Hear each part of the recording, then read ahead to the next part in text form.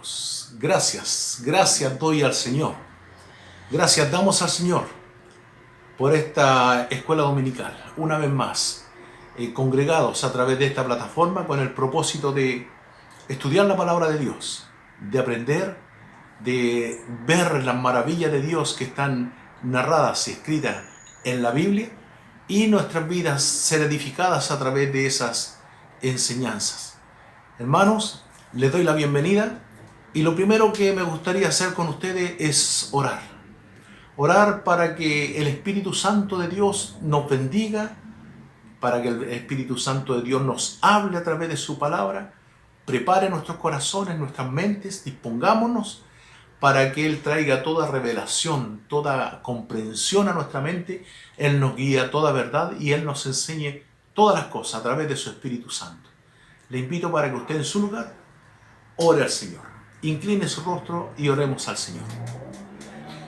Padre, en el nombre de Jesús te damos gracias porque en esta hora, Señor, y en este día, lo único que deseamos, Señor, es glorificar tu nombre, que tu nombre sea exaltado, glorificado, bendecido, alabado y reconocido entre los hombres. Por eso nosotros, como tus hijos, Señor, nos disponemos en esta hora en tus manos para ser bendecidos, Señor, y para bendecirte.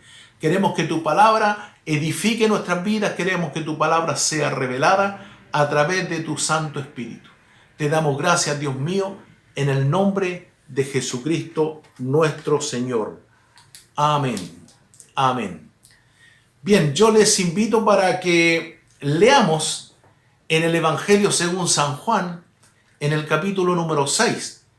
En esta oportunidad y en esta clase nos corresponde comentar este milagro maravilloso que hizo Jesucristo alimentando a 5.000 personas, 5.000 hombres, sin contar las mujeres y los niños. Entonces entendemos que la multitud era mayor. Vamos a estar leyendo en el Evangelio según San Juan, en el capítulo número 6. Usted mantenga la Biblia abierta porque después de la lectura vamos a ir comentando versículo a versículo con el propósito de ir observando cada uno de los detalles y procurando sacar de ella la mejor enseñanza para nuestras vidas. Les invito para que leamos el Evangelio según San Juan en el capítulo número 6, desde el versículo 1 y hasta el versículo número 15. Dice así: Después de esto, Jesús fue al otro lado del mar de Galilea, el de Tiberias, y le seguía una gran multitud porque veían las señales que hacía en los enfermos. Entonces subió Jesús a un monte y se sentó allí con sus discípulos. Y estaba cerca la Pascua, la fiesta de los judíos. Cuando alzó los ojos Jesús y vio que había venido a él una gran multitud, dijo a Felipe: ¿De dónde compraremos pan para que coman estos? Pero esto decía para probarle, porque él sabía lo que había de hacer. Felipe le respondió: 200 denarios de pan no bastarían para que cada uno de ellos tomase un poco. Uno de sus discípulos, Andrés, hermano de Simón Pedro, le dijo: Aquí está un muchacho que tiene 5 panes de cebada y 2 pececillos. ¿Mas qué es esto para tantos? Entonces Jesús dijo: Haced recostar la gente. Y había mucha hierba en aquel lugar, y se recostaron como el número de 5.000 varones. Y tomó Jesús aquellos panes, y habiendo dado gracia, los repartió entre los discípulos, y los discípulos que estaban entre los recostados, asimismo de los peces cuanto querían. Y cuando se hubieron saciado, dijo a sus discípulos: Recoged los pedazos que sobraron para que no se pierda nada. Recogieron pues y llenaron 12 cestas de pedazos que de los 5 panes de cebada sobraron a los que habían comido. Aquellos hombres entonces, viendo la señal que Jesús había hecho, dijeron: Este verdaderamente es el profeta que había de venir al mundo. Pero entendiendo Jesús que iban a venir para apoderarse de él y hacerle rey, volvió a retirarse al monte él solo. Amén, amén. Esta historia, sin lugar a duda, es la historia de uno de los milagros particulares, extraordinarios, que narran los evangelios. Tiene la particularidad de que es el único milagro que se repite en los 4 evangelios. Tanto Mateo como Marcos, Lucas y Juan narran este milagro, cada uno de ellos haciendo aportes en detalle que configuran toda una historia. Entonces, nos corresponde en esta oportunidad comentar este milagro, y dentro del estudio inductivo que cada uno de nosotros debemos hacer de la palabra de Dios, está el punto número 1, que es la observación. Nosotros tenemos que observar cada uno de los detalles que se dan en las narraciones bíblicas para ir armando la historia, el relato, y entendiendo las razones de las palabras o de las circunstancias que movieron o que motivaron este milagro. Cada milagro obviamente tiene un propósito, por lo cual entendemos que este milagro en sí tenía propósito.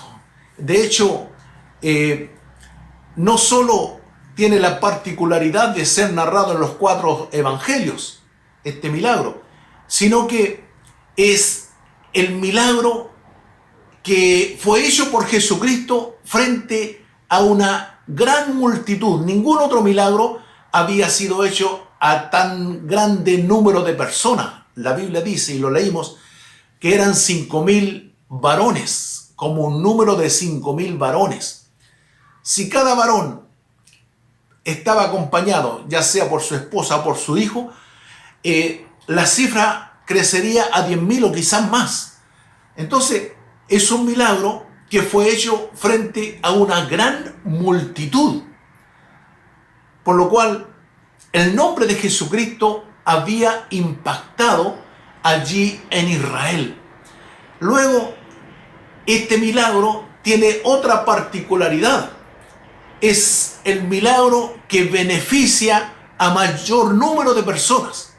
Porque cuando sanaba un ciego era sanado, una persona. Cuando limpió a los 10 leprosos, 10 personas fueron beneficiadas.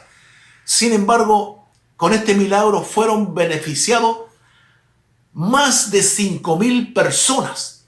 Entonces, es un milagro muy particular, de tal manera que lo narran los 4 evangelios. Es el único milagro que se relata en los 4 evangelios. Y obviamente esto tiene como propósito principal resaltar el amor y la gracia de Dios. Cuando revisamos la circunstancia en que se dio, nos damos cuenta que Jesús se había apartado a un lugar desierto. Dice, al otro lado del mar de Galilea, el de Tiberias. Es decir, pasó desde la parte oeste a la parte este, o a la parte oriental del mar. Este mar, la verdad es que cuando lo revisamos y lo conocemos, es un lago al que se llama Mar de Tiberias, pero es un lago inmenso que de lado a lado tiene 12 kilómetros y tiene la siguiente configuración. Este lago está entre montañas, de tal manera que entre montañas se produce una corriente de aire que en el lago se producen grandes olas. Ese es el mismo mar de Tiberias donde los discípulos estaban a punto de ahogarse y ellos decían, Señor, no tienes cuidado de nosotros. Porque como está encajonado, como está rodeado de montaña y el viento allí usa ese paso como una calle, y cuando pasa fuerte, cuando se levantan tempestades, entonces el mar tiene un oleaje bravo. Este mar se alimenta por la desembocadura del río Jordán. Se llama mar por su inmensidad, pero básicamente es un gran lago. Bien, tiene 12 kilómetros de ancho, de tal manera que los discípulos y Jesús cruzaron en la barca buscando un lugar desierto, porque la actividad que habían tenido anteriormente había sido intensa. Recordemos que anteriormente Jesús había enviado a los discípulos de 2 en 2, ya, Y cuando ellos volvieron llenos de fe, motivados, muy emocionados, diciendo: Señor, hasta los demonios se nos sujetaban en tu nombre. Entonces, esta situación allí en Jerusalén había creado un comentario entre la gente. La gente decía: es Juan el Bautista que resucitó y está en el cuerpo de Jesús. Es una encarnación de Juan el Bautista. Otros decían: no, es Elías. Otros decían: no, es alguno de los profetas. Entonces, cuando llegó este comentario a Herodes, Herodes dijo: no, a Juan el Bautista yo mismo lo decapité. Así que quiero conocer a Jesús. Y andaba buscando a Jesús. Entonces, Jesús, con el propósito de evitar ese encuentro y con el propósito de evitar el comentario de la gente, buscó un lugar apartado. ¿Para qué? Para que los discípulos descansaran y para que el quitado de la bulla o de la multitud pudiera buscar más presencia de Dios. Recordemos que Cristo se apartaba cada día, cada noche, a una distancia de sus discípulos para buscar la presencia de Dios a través de la oración. Entonces, detrás de ese comentario fue cuando Jesús le preguntó a los discípulos: ¿qué dice la gente que yo soy? Bueno, algunos dicen que tú eres Juan el Bautista, otros dicen que eres Elías o alguno de los profetas. Y ahí Jesús le pregunta a los discípulos: bueno, ¿y ustedes quién dicen que yo soy? Pedro sale y dice: tú eres Jesús el Cristo, el Hijo de Dios.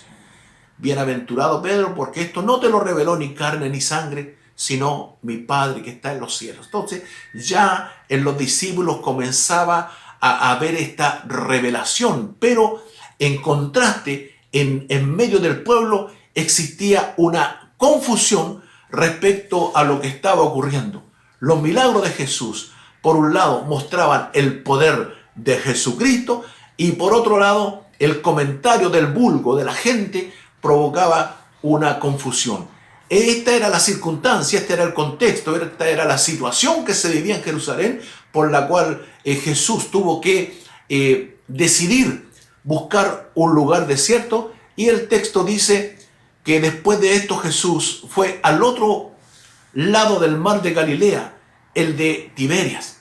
Entonces, el rechazo que había ocurrido en Jerusalén respecto a la predicación de Jesús hizo que Jesús buscara esto. Recordemos que había sanado a un paralítico allí en Betesda, lo había sanado, y allí dice el Evangelio de Juan que porque Cristo sanó al paralítico el día sábado, procuraban matarle. Jesús, sabiendo que aún no había llegado su hora, procuró apartarse para seguir adelante con su ministerio. Entonces, cruzaron en la barca al otro lado del mar de Tiberias o de Galilea. Entonces, como la distancia era corta y la gente lo seguía porque estaba expectante, quería ver los milagros que Jesús hacía. Esto llama mucha la atención. Cuando ocurre algo extraordinario, se junta la multitud. Entonces, quisieron seguirle y algunos le siguieron rodeando el lago, se apuraron. Tanto es así que llegaron antes que Jesús. Y cuando Jesús y los discípulos llegaron al otro lado del mar, se encontraron que la multitud los estaba esperando. Esta es la parte que los otros evangelios narran y mencionan que Jesús, al ver la multitud, tuvo compasión de ellos. Tuvo compasión porque el corazón de el corazón de Jesús fue movido a misericordia por ellos, porque ellos no habían entendido el mensaje de reino que Jesús traía. Su reino no era de este mundo, sino que ellos estaban buscando un libertador, un rey que se estableciera en Israel y les liberara de los romanos. Tuvo compasión de ellos porque perseguían o andaban detrás de otras cosas en vez de buscar el reino de Dios. Tuvo compasión de ellos. Entonces, dice, uniendo los detalles, la observación que hacemos de los 4 evangelios en torno al mismo milagro, que Jesús comenzó a sanar a mucha gente. Mucha gente. Bueno, y acá se da esta situación. El versículo 2, capítulo 6, dice: y le seguía una gran multitud porque veían las señales en los enfermos. Allí tuvo compasión de ellos porque ellos estaban poniendo su vista en el blanco equivocado. Estaban poniendo la vista en los milagros de Jesús, pero no estaban poniendo sus ojos en Jesús. Estaban buscando la sanidad, pero no estaban buscando al sanador. Estaban buscando la bendición, pero no estaban buscando al que bendice. Y esto debiera ser una lección para aplicar en nuestras propias vidas. Porque nosotros muchas veces andamos buscando las añadiduras y no estamos buscando al que bendice con añadiduras. Al tener a Cristo lo tenemos todo. Vamos a tener sanidad, bendición, provisión, lo vamos a tener todo. ¿Por qué? Porque en Cristo tenemos la vida eterna. Y por eso Cristo tuvo compasión de ellos, porque ellos andaban buscando las señales. Juan, recordemos, Juan no usa la palabra milagros, él usa la palabra señales, porque los milagros son una señal, y una señal es una evidencia de que Jesús es el Hijo de Dios. Por eso Juan se enfoca en esta forma de plantear el Evangelio, que Jesús hizo muchas otras señales en presencia de sus discípulos, las cuales no están escritas en este libro, pero estas se escribieron, estos 7 milagros se escribieron para que creáis que Jesús es el Hijo de Dios y para que creyendo tengáis vida en su nombre. Entonces Juan muestra a Jesús el dador de la vida, Juan muestra a Jesús el Hijo de Dios, Juan muestra a Jesús el Señor, el Cristo. Por lo tanto, en Él lo tenemos todo, porque Jesús es el Dios hecho carne. La Biblia dice que en el principio era el verbo, el mismo Juan lo dice, el verbo era con Dios y el verbo era Dios. Y ese verbo fue hecho carne, se encarnó, vivió entre nosotros y vivió igual que nosotros en las limitaciones físicas. Sin embargo, la gracia de Dios estaba con él y pudo hacer todos estos milagros porque siempre Jesús estuvo en obediencia a su Padre, a nuestro Dios. El versículo 3 dice: entonces subió Jesús a un monte y se sentó allí con sus discípulos. Esta búsqueda que anhelaba Jesús con sus discípulos, esta búsqueda de tranquilidad, de quietud, de silencio, era necesaria para el Señor Jesús y también se hace necesaria para nosotros. Porque en la quietud, en la paz, en la tranquilidad, nosotros podemos meditar y podemos buscar presencia de Dios, rostro de Dios. A veces nuestra actividad, el quehacer, el trabajo, el estudio y todas las actividades, incluso actividades de iglesia, nos mantienen ocupados muchas horas durante el día, de tal manera que tenemos poco tiempo para el descanso y mucho menos tenemos tiempo para la meditación, para pensar en Cristo. Pero se hace necesario porque buscar la soledad con Dios es fundamental, es importante para el Hijo de Dios. Recuerde que nosotros somos adoradores. Por lo tanto, Dios busca adoradores que adoren al Padre en espíritu y en verdad. Y para esto necesitamos dedicar tiempo en la presencia de Dios. Por eso Jesús les enseñó a los discípulos que ustedes cuando oren, les dijo, entren a su cuarto o a su pieza, cierren la puerta y busquen la presencia de Dios en lo secreto. Y Dios que escucha en lo secreto les recompensará en público. Entonces, buscar la soledad con Dios a través de la adoración, de la oración, en la quietud, en la tranquilidad, en la paz, es una necesidad nuestra. Considerémosla, dediquemos tiempo para estar con el Señor, con su Espíritu Santo, de tal manera que nosotros planteamos nuestras inquietudes, planteamos nuestras necesidades, y Dios allí nos habla a través de su Espíritu a nuestro corazón y produce fe, produce el impulso, produce la decisión, mueve nuestra voluntad a tomar decisiones sabias. Pero eso es producto de la oración, de la búsqueda en la quietud con nuestro Padre Celestial. Hablábamos al principio que el primer propósito de este milagro, sin lugar a dudas, fue resaltar la gracia y el amor de Dios. ¿Por qué? Porque cuando vemos que Jesús hacía muchos milagros, en vez de provocar fe en la gente, provocaba una reacción negativa. Cuando sanó al paralítico en el estanque de Betesda, procuraban matarlo. Cuando hizo este milagro y les confrontó a los galileos diciéndole, ustedes me buscan porque yo los alimenté, trabajen no por la comida que perece, sino que por la comida que permanece para vida eterna. Entonces se molestaron y en Juan 6:66 dice que en ese momento muchos volvieron atrás. Entonces los milagros de Jesús, en vez de provocar fe, provocaban rechazo en la multitud, en la gente. Y este rechazo que Jesús recibía de la gente, de la multitud, del pueblo, resalta más el amor y la gracia de Dios. Porque en la incredulidad Dios está más dispuesto a bendecir. ¿Por qué? Porque la bendición es gracia de Dios. Y la gracia es un regalo de Dios. Y la gracia no es por méritos humanos. De otra forma no sería gracia. Por lo tanto, cuando el hombre no tiene mérito, es cuando Dios manifiesta su gracia. Así también nosotros hemos recibido esta salvación por gracia, porque no la merecíamos, porque ningún mérito teníamos para recibir el amor de Dios. Sin embargo, Dios, en su soberana voluntad, decidió amarnos y darnos a su Hijo Jesucristo. Y ahora que Cristo fue manifestado, envió su Espíritu Santo para que nos abriera el entendimiento y pudiésemos comprender, pudiésemos entender el amor de Dios que quiere ser revelado en nuestros corazones, y desde entonces en nosotros se produjo la fe. Recordemos que la fe viene por el oír, y el oír es por la palabra de Dios. Por lo tanto, la palabra que Dios nos habló con su amor a nuestros corazones ha producido esta fe, y es el Espíritu Santo el que reveló a Cristo en nuestros corazones, de tal manera que ahí recibimos la gracia sin mérito alguno.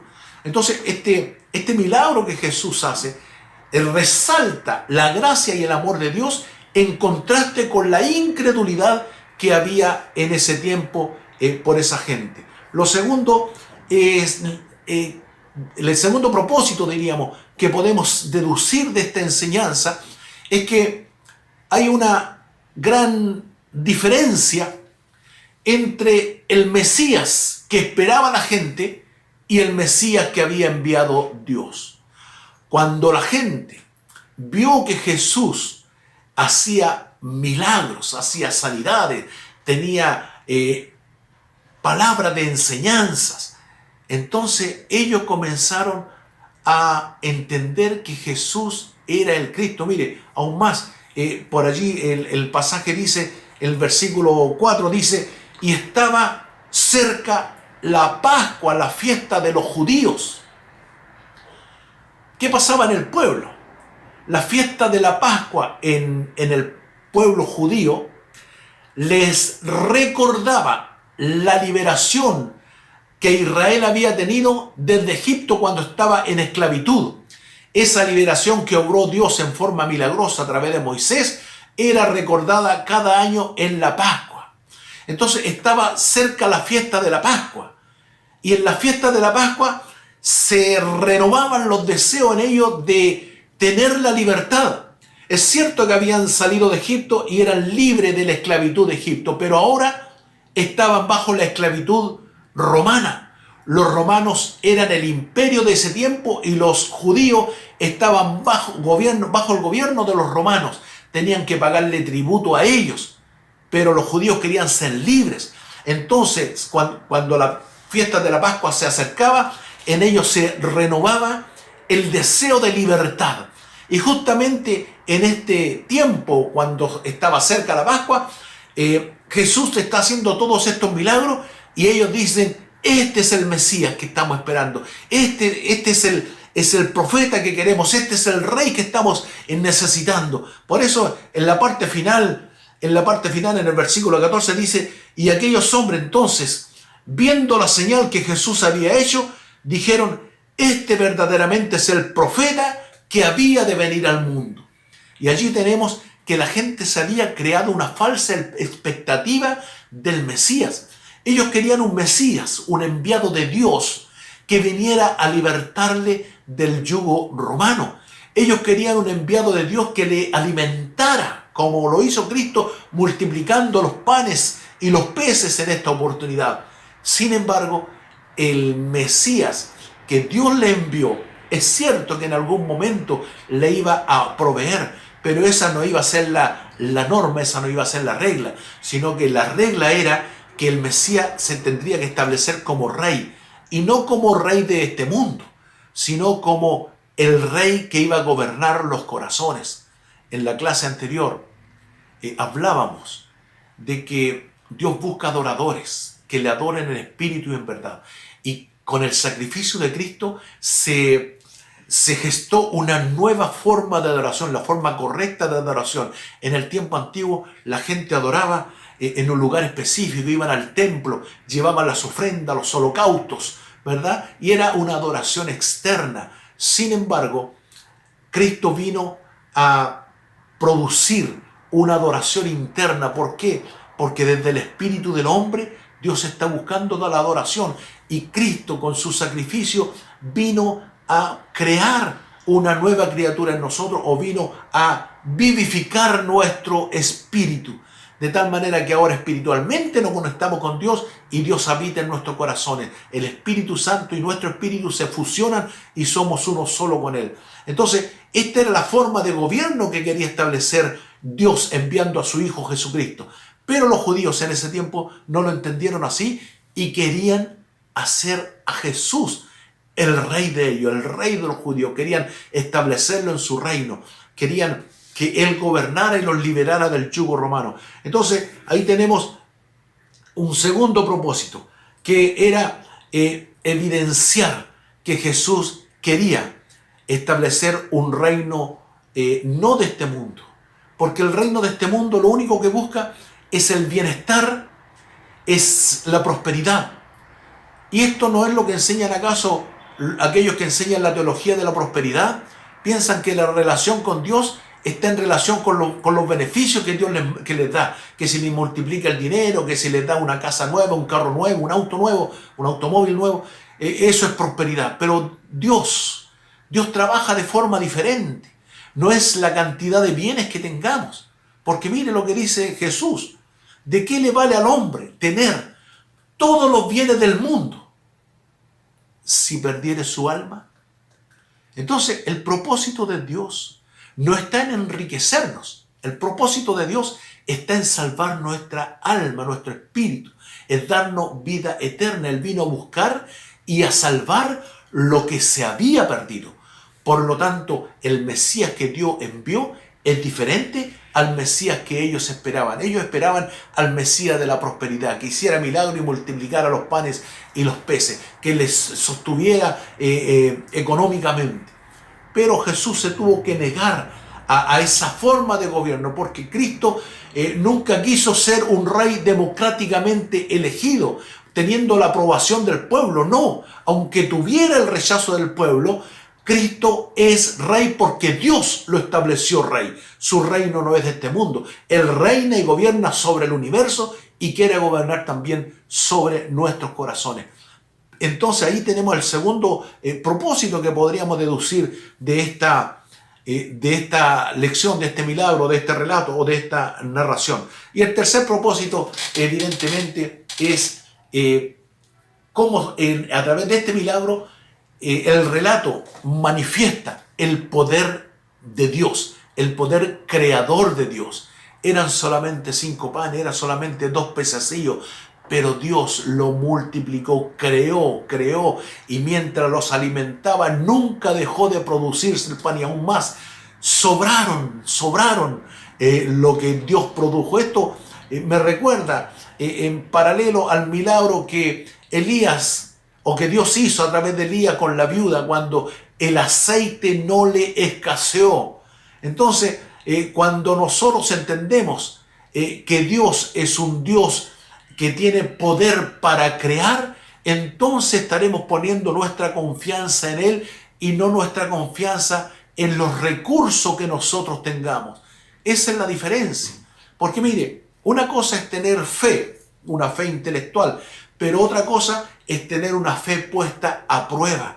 Por eso el texto dice, el versículo 5, Juan capítulo 6, versículo 5, dice, cuando alzó los ojos Jesús y vio que había venido a él una gran multitud, dijo a Felipe, ¿de dónde compraremos pan para que coman esto? Pero esto decía para probarle, porque él sabía lo que había de hacer. Esto le dijo para probarle. Lo que Jesús estaba haciendo era poner a prueba la fe de sus discípulos. Miren, los acontecimientos anteriores narran que los discípulos habían tenido grandes experiencias junto a Jesucristo. Habían visto los milagros, las sanidades, habían visto cómo sanaba a los ciegos, a los leprosos, a los paralíticos, cómo caminaba sobre el mar, cómo resucitaba a los muertos. Habían visto milagros extraordinarios en Jesucristo. Y no solo eso, sino que cuando Jesús los envió, les dio poder y autoridad sobre los demonios y sobre toda la enfermedad. Y la Biblia nos narra que ellos fueron y sanaron a todos los enfermos y los ungían con aceite y echaban fuera demonios. Los discípulos hacían eso cuando Cristo los envió de dos en dos a predicar por las ciudades. Y cuando volvieron, los discípulos, obviamente emocionados por las experiencias que habían tenido, le dijeron, Señor, hasta los demonios se nos sujetan en tu nombre. Entonces ellos, fíjense en la secuencia, ellos habían recibido el poder de Dios, ellos habían creído en el poder de Dios, ellos habían hecho milagros y ellos con los milagros se emocionaron. Pero no podemos vivir de la emoción, porque la emoción no es la que hace milagros, es la fe la que produce los milagros a través del poder de Dios. Por lo tanto, ellos estaban muy emocionados, pero su fe era necesaria que fuera puesta a prueba. Por eso Jesús les dijo, ¿de dónde sacaremos para alimentar a todos estos?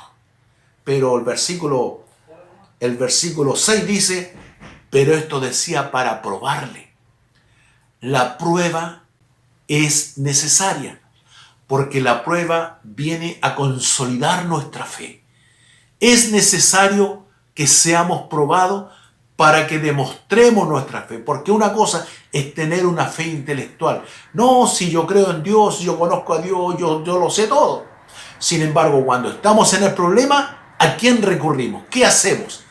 ¿Nos preocupamos? ¿Nos desesperamos? ¿Lloramos? ¿Gritamos en la presencia de Dios? ¿O nos ponemos de pie con la confianza, sabiendo que Dios va a actuar en esa situación?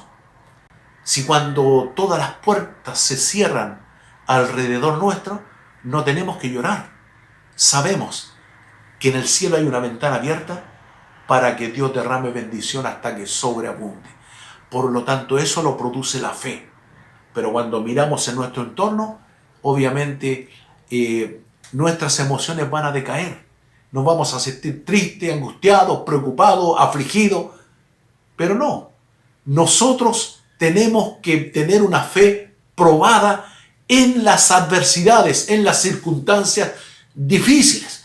Eso era lo que Jesús quería hacer. ¿Por qué? Porque la prueba va a fortalecer nuestra fe.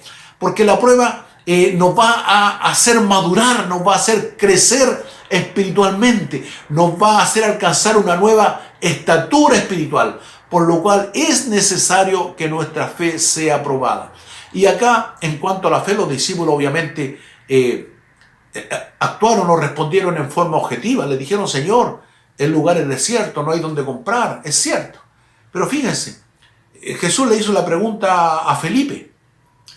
Y Felipe era de Betsaida, de un lugar cercano. Él conocía las circunstancias, él conocía el terreno, el territorio, y sabía que allí no había dónde comprar. Entonces preguntó, mire, ni con 200 denarios no alcanzaría para alimentar a todos estos. O sea, no existen los recursos en este momento para alimentar a 5.000. Bueno, para los discípulos era imposible. Pero lo que para los hombres es imposible, es posible para nuestro Dios, porque nuestro Dios es el Dios de lo imposible. Cuando nosotros no podemos, Dios puede. Por eso Pablo decía, yo todo lo puedo en Cristo que me fortalece, porque es Cristo el que puede obrar a través de nosotros, a través de cualquier circunstancia. Por eso en el libro de Habacuc, por ejemplo, cuando Dios le dice a Habacuc, en ese tiempo había mucha maldad, en ese tiempo había un movimiento social terrible cuando los injustos se imponían sobre los justos, y Habacuc reclamaba, Señor, ¿hasta cuándo vas a permitir tanta injusticia? Allí Dios le dice, mira, ni te imaginas cómo voy a poner mi mano y voy a traer una gran miseria y voy a traer grandes problemas sobre esta nación. Y Habacuc se asustó, dijo, Señor, ¿y qué ha de hacer el justo? Claro, porque cuando viene un mal sobre una nación, sufren todos, justos e injustos. Bueno, ¿y qué ha de hacer el justo?, preguntó Habacuc. Dios le dijo algo simple, categórico. El justo por su fe vivirá. Y cuando Habacuc escucha eso, su corazón se levanta en fe y dice, aunque la higuera no florezca, ni en las vides haya fruto, aunque la vaca no den sostenimiento, con todo yo me alegraré en Jehová, el Dios de mi salvación. ¿Por qué? Porque ya yo escuché lo que Dios dijo, que el justo por la fe vivirá. Entonces, esa experiencia que Habacuc tuvo en el Antiguo Testamento es la experiencia que nosotros debemos tener a diario. No importan las circunstancias, no importa lo imposible que nos parezca a nosotros. Nosotros por la fe viviremos. Y esto era lo que quería enseñarle Jesús a esos discípulos. ¿De dónde sacaremos para alimentar a todos estos? Y Felipe dice, el dinero no alcanza. Pero otro de los discípulos dijo, aquí hay 2 panes y 7 pececillos. Entonces, a ver cuántos pececillos eran. Dice, Felipe le respondió, 200 denarios de pan no bastarían para que cada uno de ellos tomase un poco. Y uno de los discípulos, Andrés, hermano de Simón, le dijo, aquí está un muchacho que tiene 5 panes de cebada y 2 pececillos. 5 panes y 2 peces. Entonces, era todo lo que había. Pero lo importante es que todo lo que había, este discípulo lo puso en las manos del Señor. Porque cuando el hombre pone lo que tiene en las manos del Señor, Dios se encarga de hacer milagros. Esto me recuerda la experiencia que tuvo Moisés cuando Dios le encargó y le dio la tarea de ir a libertar a su pueblo que estaba esclavizado allí en Egipto. Le dijo, saca a mi pueblo de Egipto. Y él dijo, ¿y quién soy yo para ir donde Faraón? ¿Y cómo lo voy a hacer? Y comenzó a cuestionarse su imposibilidad. Y Dios le dijo, ¿qué tienes en la mano? Y él tenía una vara, un palo, porque era la forma de apoyarse para caminar entre los valles, entre el desierto, allí entre las montañas. Ellos usaban un báculo, un palo, un bastón. ¿Qué tienes en la mano? La vara, el bastón. Tírala al suelo. Y cuando Moisés la tiró al suelo, Dios hizo un milagro y la convirtió en serpiente. Entonces, luego obviamente Dios revirtió ese milagro para que Moisés no siguiera huyendo de la serpiente. El tema está que lo único que tenía Moisés era una vara. Y con la vara de Moisés, Dios hizo milagros en Egipto. Con la vara de Moisés, Dios tocó el mar rojo el río, y se convirtió en sangre. Con la vara tocó el mar y el mar se abrió. Entonces con la vara también golpeó la roca y de la roca fluyó y surgió agua.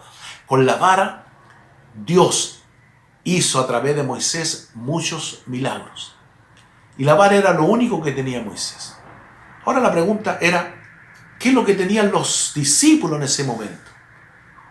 Se habían conseguido apenas 5 panes y 2 peces.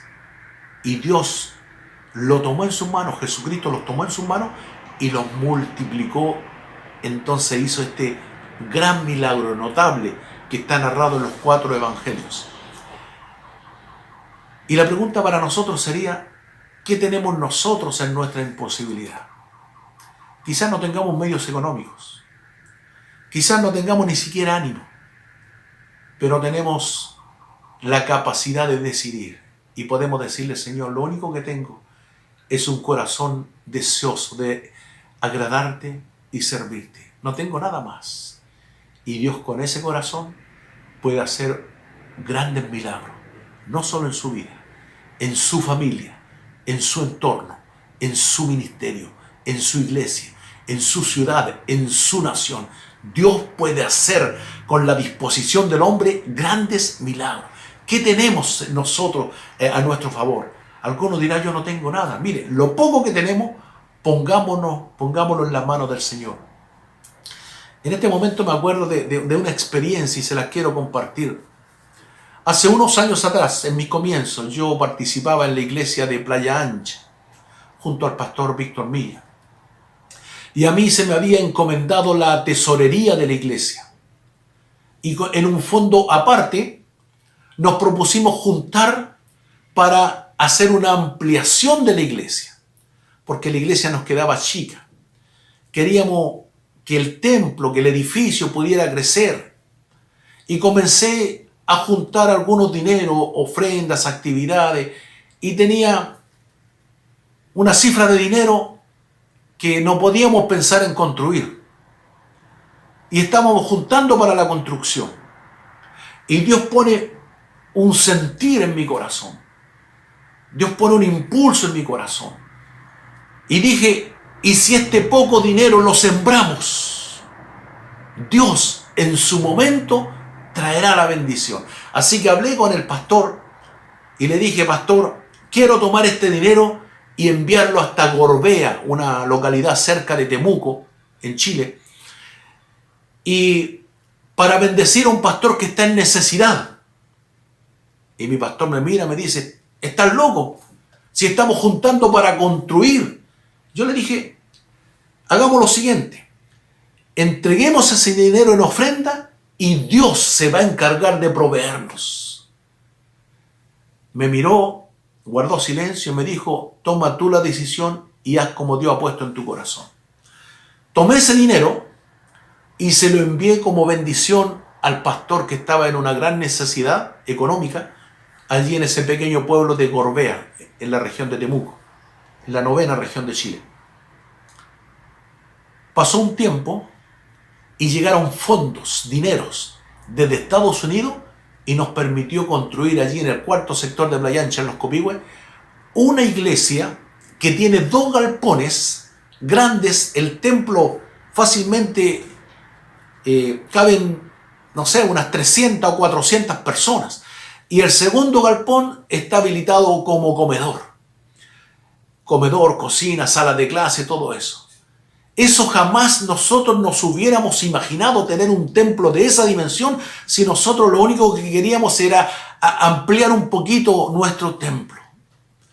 Y esta experiencia me hace pensar que lo poco que tenemos, al ponerlo en las manos del Señor, Dios nos dará mucho. Eso es lo que hicieron los discípulos.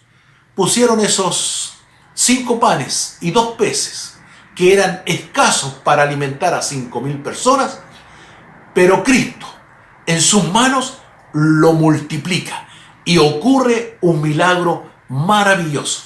Entonces, eso es una enseñanza que nosotros debemos sacar y aplicar para nuestras vidas. No solo observar los pequeños detalles, sino que dejar que el Espíritu Santo nos dé estas enseñanzas para aplicarlas a nuestras vidas. Entonces, la fe es probada, la fe es perfeccionada, nuestras vidas son llevadas a la madurez. Por eso Dios nos prueba. Quiere probar nuestra fe y era lo que Jesús estaba haciendo en esta oportunidad. Entonces, ¿qué hizo Jesús? Mandó a los discípulos que dieran las instrucciones, que la gente se pusiera en grupos, puso los panes en manos y los peces en manos de los discípulos para que repartieran. Entonces, ¿quién hizo la alimentación y quién repartió? Fueron los discípulos. Pero el milagro lo hizo Jesucristo. Esa es la forma de operar que tiene Dios. Dios quiere hacer en este tiempo muchos milagros, pero quiere hacerlo a través de sus discípulos, a través de usted, a través de mí, a través de cada uno de nosotros, porque Dios sigue teniendo compasión de las multitudes, Dios sigue queriendo bendecir a la gente, pero Dios siempre va a querer hacerlo a través de nosotros. Por eso la predicación no puede parar, no importa si es tiempo de pandemia, estaremos usando estas plataformas. Después, cuando nos volvamos a reunir, seguiremos planificando no solo nuestro trabajo de iglesia, sino que también seguiremos usando estas plataformas. Ahí los mensajes grabados, publicados a través del Facebook, a través del YouTube, a través de las plataformas necesarias, pero queremos que esta palabra corra y sea glorificada. Cristo hizo conocido su nombre a través de los milagros, y esos milagros no paran, continúan en el día de hoy a través de su iglesia. Por lo tanto, nosotros debemos considerar que lo que actúa en esta oportunidad en los discípulos era la fe que fue probada, y luego esa fe fue puesta en obediencia. La fe puesta en obediencia. Fíjense que aquí hay un concepto. La Biblia dice: la fe es por el oír, y el oír es por la palabra de Dios. Entonces, la fe no es decir, no, si yo creo en Dios, porque hasta los demonios creen y tiemblan. Y aún más, aunque usted no crea en Dios, Dios existe igual. Por lo tanto, no se refiere a la fe a esa parte. Lo que la fe dice, lo que la palabra dice, que la fe es por el oír y el oír es por la palabra de Dios. Es decir, si Dios lo dice, yo lo escucho, y como lo creo, lo obedezco. La fe implica obediencia. Y eso fue lo que actuó en los discípulos. Jesús les dijo que se pongan ahí, que se repartan la gente, que formen grupos, y ordenó a la gente, pero la instrucción se la dio a los discípulos, y los discípulos, en obediencia a Jesucristo, actuaron y ocurrieron los milagros. Fue como cuando Jesús los envió de dos en dos a predicar el evangelio. Ellos, en obediencia a Jesucristo, fueron, y los milagros ocurrieron. Por lo tanto, si nosotros le creemos a Jesús, estaremos obedeciendo, porque fe no es creer en Dios, fe es creerle a Dios. Y nosotros, usted y yo, estamos llamados a creerle a Dios. Si Dios lo dice, así será, porque Dios es veraz. Dios habla verdad, Dios no miente y Dios no falla. Si Dios lo dice, se cumplirá. Por lo tanto, es importante obedecer a lo que Dios le está diciendo. Si en el milagro que hizo con el paralítico ahí en Betesda, lo comentábamos la semana pasada, cuando Jesús le pregunta, ¿quieres ser sano? Entonces, él está esperando que el paralítico puede reaccionar y notar que en el cambio que se iba a producir en su cuerpo a través de la sanidad, él también tendría que cambiar su forma de vida. ¿Por qué? Porque había dependido muchos años de la limosna, había dependido muchos años de la generosidad de la gente al darle algún dinero. Pero ahora, sano, iba a tener que asumir su propia responsabilidad, iba a tener que trabajar. Por eso Jesús le pregunta, ¿quieres ser sano? Y luego, ¿qué le dice Jesús? No le dice, sé sano, no le pone las manos, no le dice, quiero que recibas la sanidad. No, le dice, toma tu lecho y anda. Pero era paralítico. Y él no cuestionó, él obedeció. Siendo paralítico, tomó su lecho y anduvo. Y ahí se produjo el milagro, en el momento que el hombre obedeció el mandato de Jesús.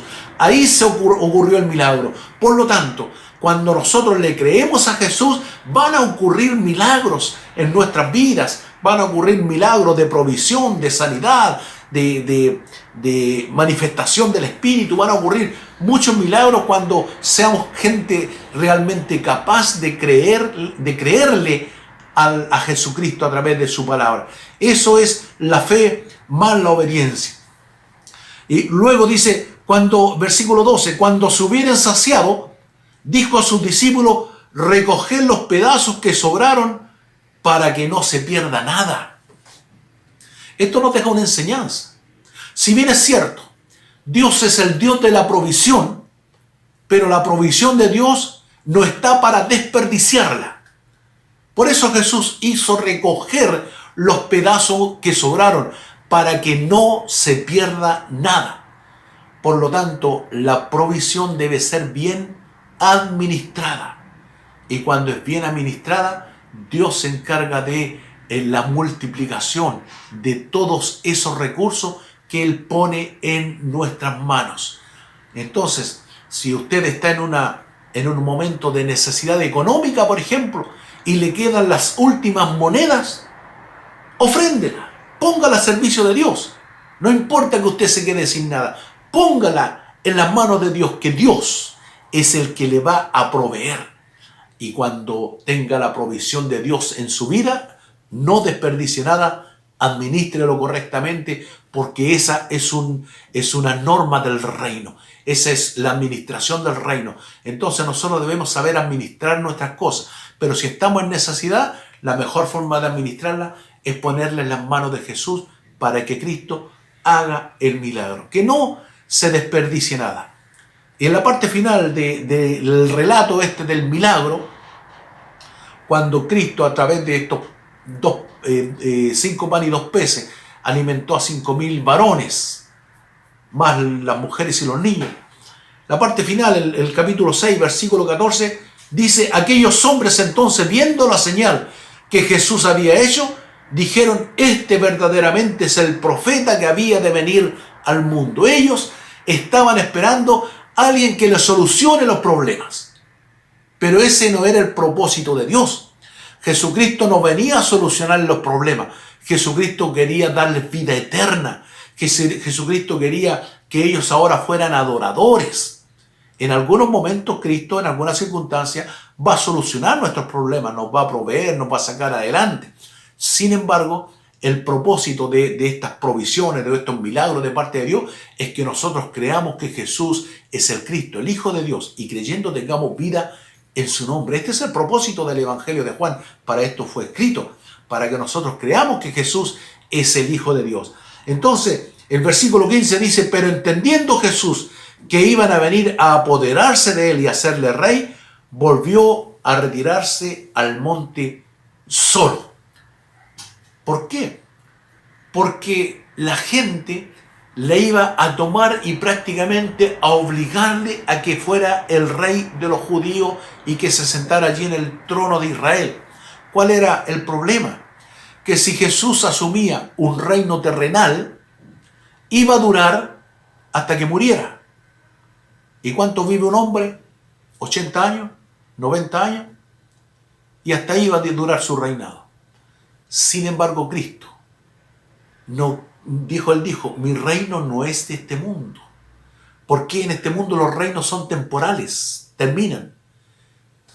Pero una vez que Cristo resucitó, fue levantado y recibió un nombre que es sobre todo nombre, para que en el nombre de Jesús se doble toda rodilla de los que están en los cielos, en la tierra y debajo de la tierra, y toda lengua confiese que Jesucristo es el Señor, para gloria de Dios Padre. Es decir, luego de que Cristo murió y resucitó, Él recién se sentó en el trono de Dios, a la diestra de Dios, en lugar de autoridad. Está intercediendo por nosotros, está gobernando corazones, y es un reino cuyo imperio, cuyo reinado no tiene fin. Es un reino eterno. Esa es la diferencia. Un reino humano es un reino temporal que dura hasta que el rey muera. Sin embargo, el reino de Jesucristo es un reino eterno, porque Él ya nunca más muere. Él venció la muerte con poder, se levantó de entre los muertos, y cuando se levantó de entre los muertos dijo: toda autoridad me ha sido entregada en el cielo y en la tierra. Por lo tanto, tomen ustedes, vayan y con esta autoridad hagan discípulos. Estas señales seguirán a los que creen. Sobre los enfermos pondrán sus manos y estos sanarán. Echarán fuera demonios, hablarán nuevas lenguas. Si bebieren cosas mortíferas, no les hará daño. Es decir, todas esas señales, esos milagros, Esos prodigios están ahora manifestándose a través de nosotros que somos la iglesia, porque Cristo nos dio la autoridad para hacerlo.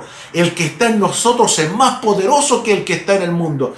Por lo tanto, el reino de Jesús no es de este mundo, es un reino espiritual. Y en ese reino espiritual nosotros hemos sido establecidos como embajadores de este reino, por lo cual ahora le decimos al mundo: reconcíliense con Dios. Y Cristo nos respalda con todas esas señales, estos prodigios y estos milagros.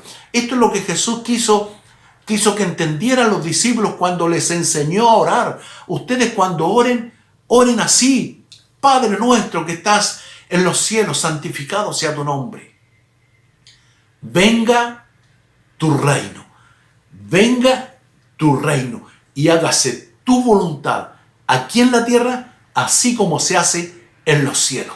Entonces nosotros traemos el reino de Dios acá porque el Rey vive en nuestros corazones y quiere manifestarse con milagros, prodigios, señales, sanidades, unción del Espíritu, toda cosa extraordinaria y sobrenatural que ocurra a través de nuestras vidas y de nuestro ministerio, porque el reino de Dios se ha hecho presente. Eso es lo que decía Juan el Bautista a los judíos. Les decía: arrepentíos, o sea, cambien su manera de pensar. ¿Por qué? Porque el reino de los cielos se ha acercado. Si estaba Cristo, estaba el reino se ha acercado. Y ahora Cristo está, pero en cada uno de nosotros, en usted, en mí, en el hermano, en la hermana. Y entonces nosotros tenemos el reino de Dios viviendo en nuestros corazones y debe ser manifestado. Por eso Cristo se negó y se apartó. En el último versículo dice que Él se apartó a un lugar solo, porque no quiso que los hombres le establecieran como rey, sino que cuando ellos vinieron a buscarle al otro día y se encontraron con Jesús, Jesús les dijo: ustedes me buscan por los panes, porque los alimenté con los panes y los peces, pero trabajen por la comida que a vida eterna permanece y no por la comida que perece. Esto dio a entender que la preocupación de ellos debía estar puesta en las cosas de arriba y no en las de la tierra, porque las de la tierra son temporales, pero las cosas de arriba son eternas. El milagro de la multiplicación de los panes y los peces es una señal más de que Jesús es el Cristo, de que Jesús es el Hijo de Dios, de que Jesucristo es el Señor. Que Dios le bendiga. Le invito para que oremos. Padre, una vez más te damos gracias en el nombre de Jesús. Tu palabra es bendita, Señor. Y queremos, Señor, que esta palabra que ha sido expuesta eche raíces en nuestros corazones y dé el fruto necesario para la cual tú la has enviado. Bendice, Señor, a cada uno de los que ha recibido este mensaje.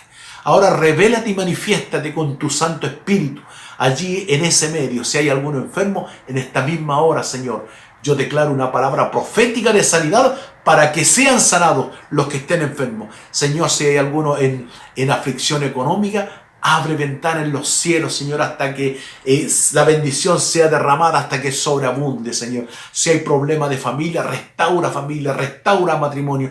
Bendice, Jesucristo, haz el milagro. Lo que nosotros vemos imposible, Dios mío, haz lo posible para la gloria y honra de tu nombre. Te bendecimos, Señor, y te agradecemos. En el nombre de Jesús, gracias, Señor. Gracias, mi Dios. Mis hermanos, mi deseo es que Dios les bendiga. Amén.